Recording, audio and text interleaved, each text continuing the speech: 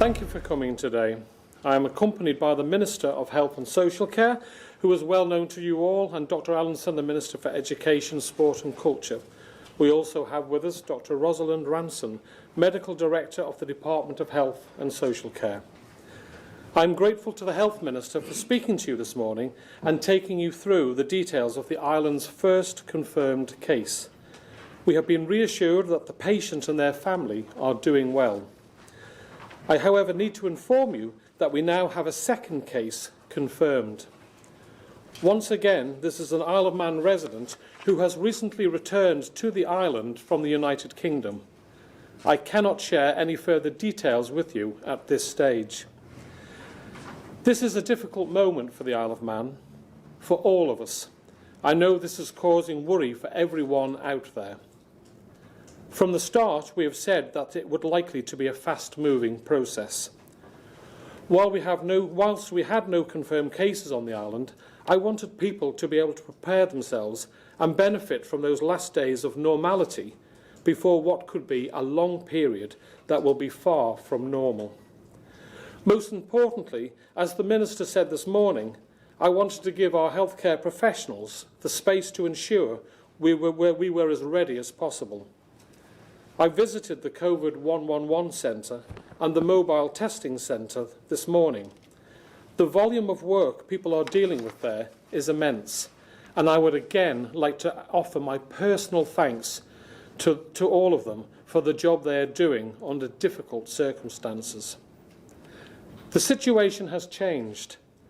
I said that we would make the right decisions at the right times for the island. Now that we have confirmed cases, we need to take the next step to suppress the spread of COVID-19 on our island. I chaired a meeting of the National Strategy Group this morning, and we agreed the following additional measures. We have further strengthened our processes to record full details of all arrivals at sea and airports. This information, alongside the new legal powers, will enable police to deal with anyone who does not respect our self-isolation rules. We will maintain our rules on self-isolation. If you have symptoms, stay at home. If you are arriving on the island, stay at home for 14 days. We know this can pose real challenges for people. We will keep this under review. The fact that we now have 2 confirmed cases emphasises how important it is that people follow the advice that we have already issued. This advice is reviewed and updated regularly. For the most up-to-date advice, please continue to refer to our website at gov.im/coronavirus. We are strengthening our advice on social distancing. This is the measure that medically is believed to be the most effective. We are now advising people to avoid any places where crowds gather. This does include bars, clubs, restaurants and pubs. We are closing the Villa Marina and the Gaiety Theatre complex. Many of the facilities at the National Sports Centre will now be closed. Some will remain open in a carefully managed way. We are calling on the organisers of all sporting events and the management of all gyms and health centres to immediately consider their position. We are calling on all people who can work from home to do so, and calling on all employers to do everything they can to enable this. We will be doing this increasingly across the public sector. We have already stopped all non-essential visits to publicly run care homes and medical facilities. We are now extending this to include sheltered housing.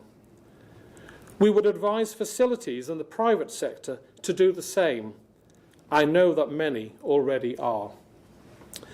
We are advising against all non-essential travel off-island. People who return will in any case need to self-isolate, and we will review this in 30 days. We will maintain the provision of public transport. Many essential staff rely on the bus network. It is critical that we maintain the ability for them to get to work. We have stepped up our deep cleaning protocols on our buses. With effect from 4 p.m. today, all learning disability day services provided by adult social care have been closed until further notice. With effect from 9 a.m. on Monday the 23rd, all regular learning disability respite care provided at Hollydean Unit, Ratcliffe Villas, will be suspended. However, the unit will remain open for the purposes of emergency respite only. I know that many of you are waiting for an update on schools. I can tell you that the Minister for Education has been meeting the Teaching Leadership Group this morning, and we are grateful for their positive engagement. As of today, we have decided not to close schools immediately. This is under daily review. In a moment, Dr. Allinson can take you through the details of his discussions and our plans for next steps. These steps will be tough on many. They will, of course, impact on all our lives, but I believe they are the right thing to do. I am convinced that we can get through this. We will only do so by working together. I am calling on everyone on the island to play their part. I will now hand over to Dr. Allinson. Alex. Thank you, Chief Minister. The key priority for our department is the health and well-being of all our pupils, teachers and staff. There has been understandable concern and anxiety about the invisible threat this virus presents.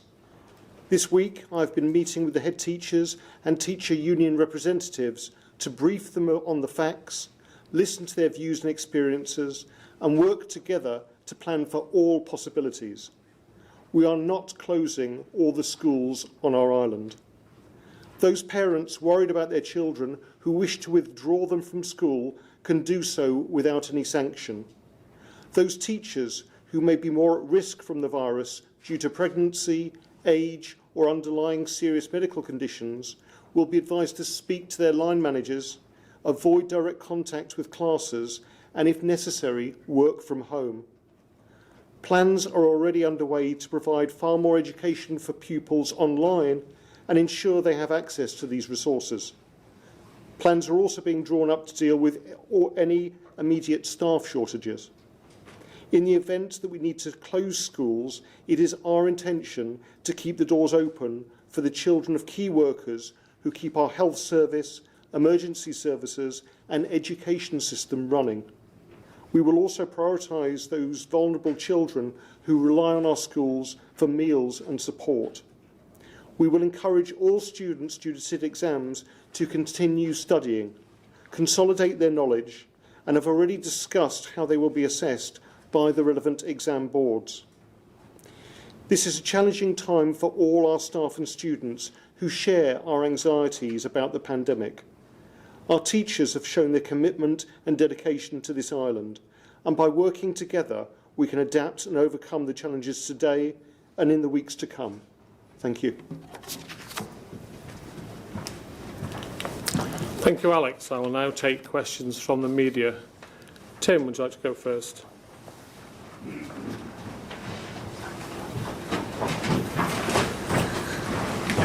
Good afternoon.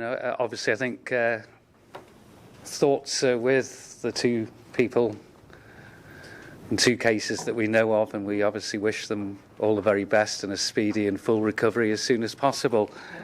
Am I right in saying that the airports and the ferry services are continuing as they are at the moment? They remain open. And one idea we had was requisition of hotels to quarantine incoming residents where they could then be tested in relation to those being open. Right, well, yes, I can confirm that all airports, obviously the number of flights coming onto the Isle of Man are significantly reducing, but the airport and the seaport are remaining open, but everyone coming there will be met, their records and details taken, and they will be ordered straight home to their property where they will isolate for 14 days. Obviously, if things need to change, we will advise you, but that is the rule at the moment, and they will stay at home for 14 days. And the second question, and then I'll leave the mic free. We've got a lot of concern coming in from the over 70s, and some of them go on the website and say that it's not been updated. It's saying more information since Monday for the over 70s to come, and they are confused about isolation and about social distancing. So I think on their behalf, could maybe the Health Minister just give that information out again, because it's important that they hear that. OK, I'll hand over to David, who can comment on that. Thank you. Thank you very much, Tim, for that question. In relation to the over 70s, the advice is quite clear, which is what we are recommending in general is social distancing. So they consider where they go, who they meet with. Is it a necessary trip that they need to do? Is it a necessary thing they will need to undertake?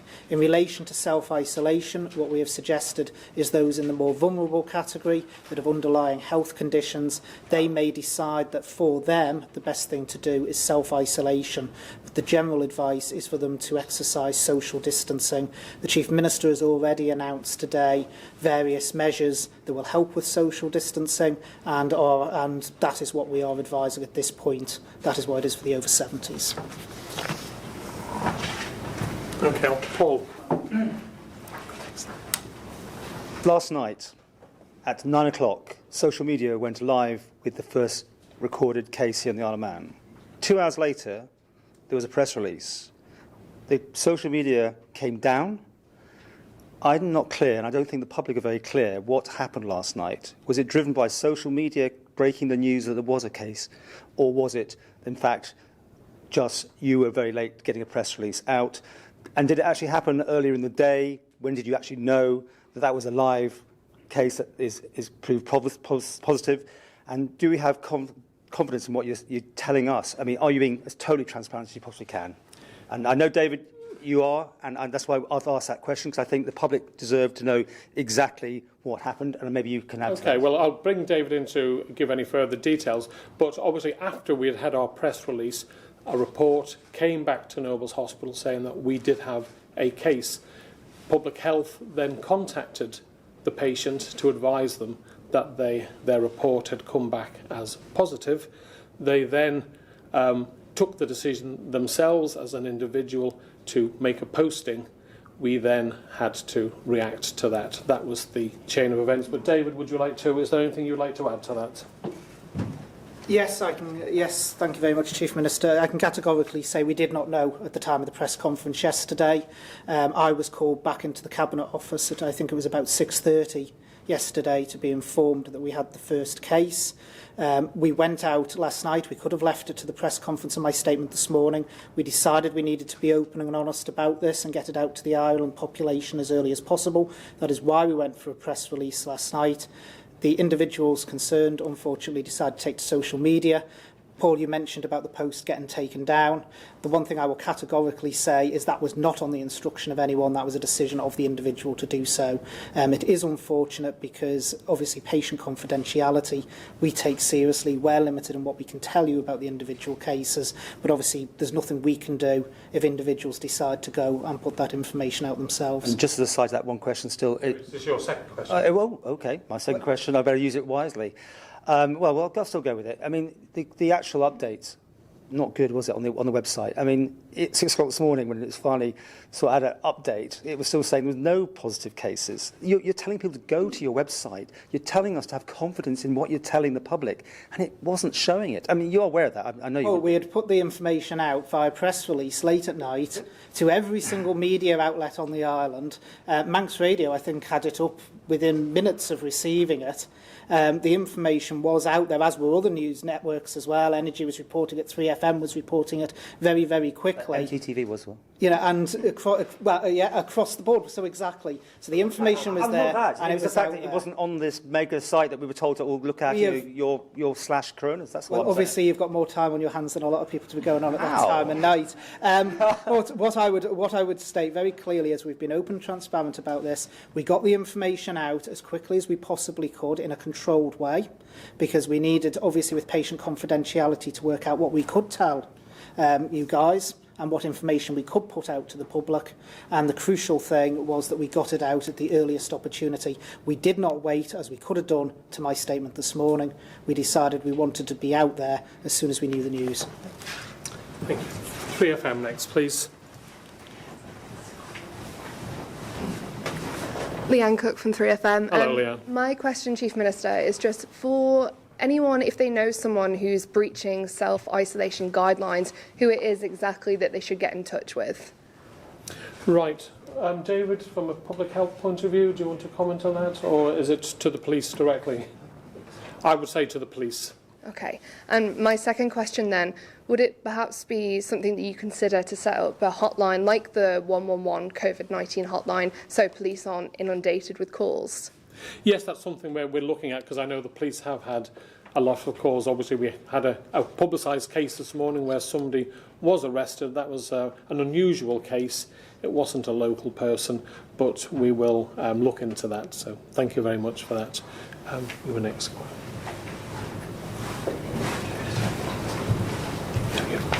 Josh Stokes, ITV. A question to you, really, Chief Minister, or the Health Minister, if you want to comment on this. Just an idea on average, how many people are lined up to be tested? Because obviously the numbers you say yesterday were going to go up of how many people would have been tested, but I'm wondering if the numbers are going up of people who now want to be tested and whether you can manage that number. Okay. David, do you want to answer? I accompanied the Chief Minister up today to see the testing facility in action and speak to the individuals on the ground who are performing the testing. The testing has been going as planned. There has, as you would expect, on day one of the line been large demand. So they have been triaging people accordingly, and some people have been advised to go up for testing tomorrow rather than today. The crucial thing, as always, is that those individuals self-isolate until the test result comes back. In relation to the testing, can I put on record, just as the Chief Minister did earlier, my thanks to all of the staff, particularly the student nurses that we've had redeployed both at the testing centre and also on the COVID 111 line. They've been doing an absolutely excellent job. I've had a chance to speak to quite a few of them today, and they really, really have pulled out all the stops to make sure this service is running. Okay, Alex, you're next. Then Dewan. And do you want to go? Sorry. Richard, sorry. Yeah, Alex Bell, BBC. Alex. Hi. Would any of the ministers like to clarify that with the situation with asking people to self-isolate and now legally quite stringently enforcing that with these new penalties, should there not be some more measures in place to ensure that vulnerable people who we're all trying to look out for should be able to self-isolate, so should be able to travel to self-isolation and should be able to get essential goods and services delivered to them while they're there? Yeah, this is something that Social Security are looking at, to look after vulnerable people, to make sure that if they need to self-isolate, then they have everything, all the support that we can give as a community. Okay, another question. Sorry, David, were you keen to leap to your feet there? Yeah, okay, David, do you want to come to that? Sorry, Chief Minister, just to add to that, we have also been engaging with both community groups and the third sector as well. There's several third sector organisations that have been geared up to help vulnerable people in their home who may be self-isolating. I've got to actually say I've been absolutely amazed with the way our Ireland community has been pulling together with this. We have an absolutely amazing community anyway, but there has been organisations and people coming forward offering huge amounts of help, and it is greatly appreciated. Just to add to that, as these measures become rightfully more stringent, you're now advising people against gathering at places like pubs and bars. Yeah. Do you run the risk, as these measures do become more tight, of simply pushing people to gather, to attend mass gatherings? For example, tonight people might fear that tomorrow they won't legally be allowed to go to pubs and bars, so they'll go, hey boys, let's just go down the woody for one tonight while we can. Well, we're asking people to be sensible. comply with social distancing.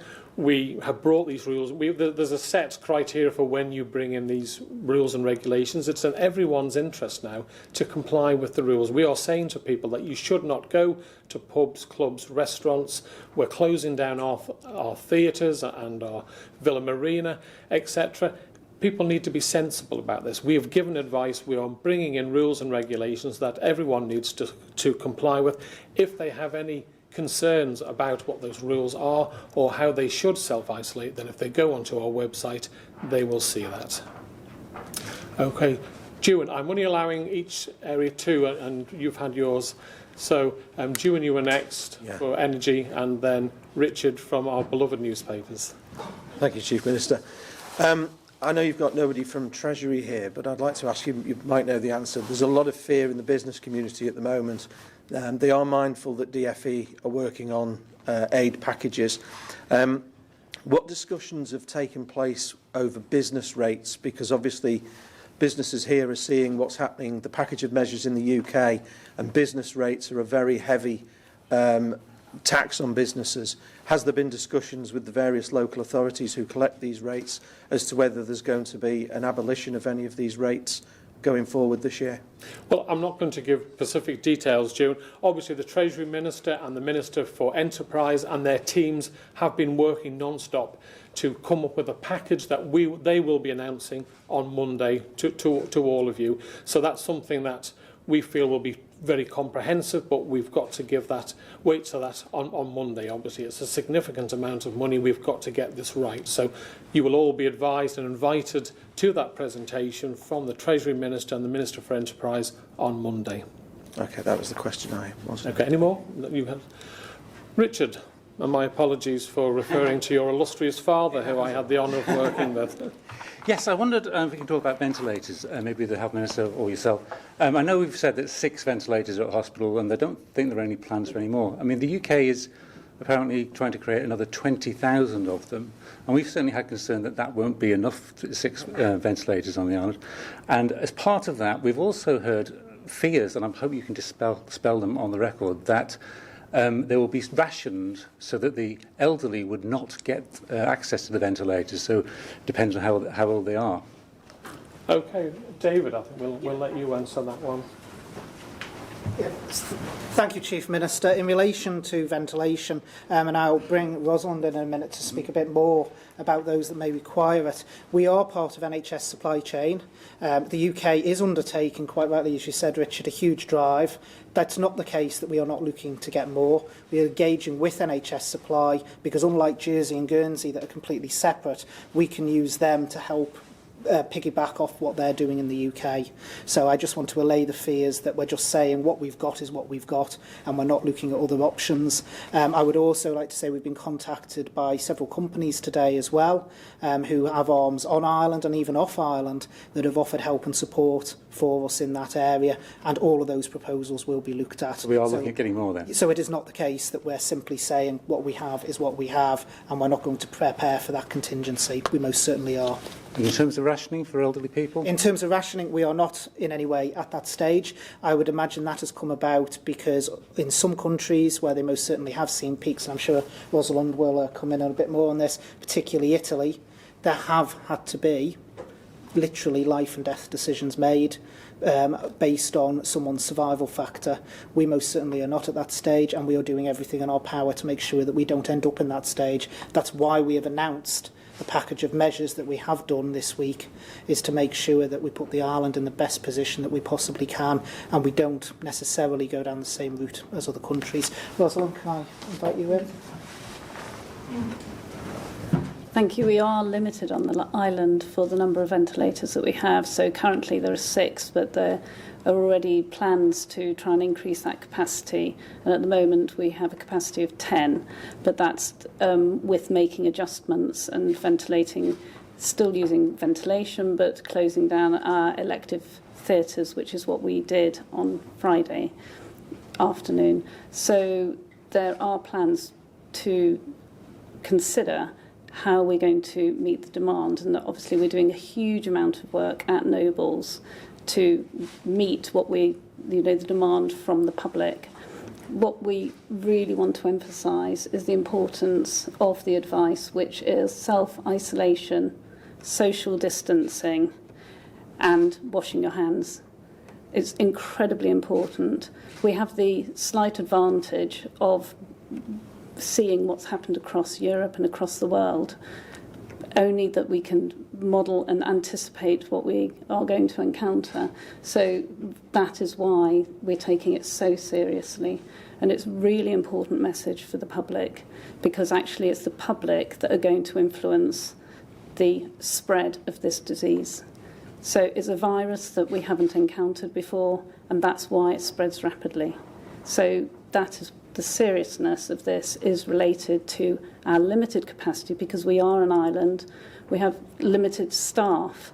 So that is, it's not about necessarily buying in or getting many more ventilators, because actually you need the staff to use those ventilators. So in order to have the staff, you need to keep the staff well, and so that is why we're saying, calling upon the public of the Isle of Man to really assist us in this, because it's so important that I don't know whether the public must be aware of the steep curve and how easy it is to overwhelm a health system, which is what happened in Italy. Thank you, Rosalind. Thank you. And Your second question. A lot of concern at the moment about people being laid off, redundancies and so on. We've heard of, anecdotally, several dozen, I should think, now already. And one of the problems is that it's okay for someone like me who can work at home, and probably most people here can work at least from home for a bit. But I'm concerned about people like hairdressers, builders, people who have to go out, and now pub workers perhaps, who are going to have no jobs in a week or so's time. What can you do to help them? Well, thank you very much for that, Rich, and that has been playing on our minds, obviously, and that's why I've set up a specific team with the Treasury and the Department for Enterprise. They've got a group working on this non-stop as we speak. We're working over the weekend, and we will be bringing you an announcement of a measure of packages to help with our businesses and our people on Monday. Okay, thanks. Thank you. Now, is there any organisation I've missed who hasn't had their 2 questions? Can I take Juan's one? Because we haven't talked about the No. schools. We haven't talked about the schools, and I think the public... Well, if Juan would like to ask a question, that's fine on schools. But Alex has given an answer. No, Tim, you were asked just to ask 2. Tim has given... Dr. Allinson, the Education Minister, has told you what is happening with the schools, and we will be there tomorrow. It's the social gathering thing. No.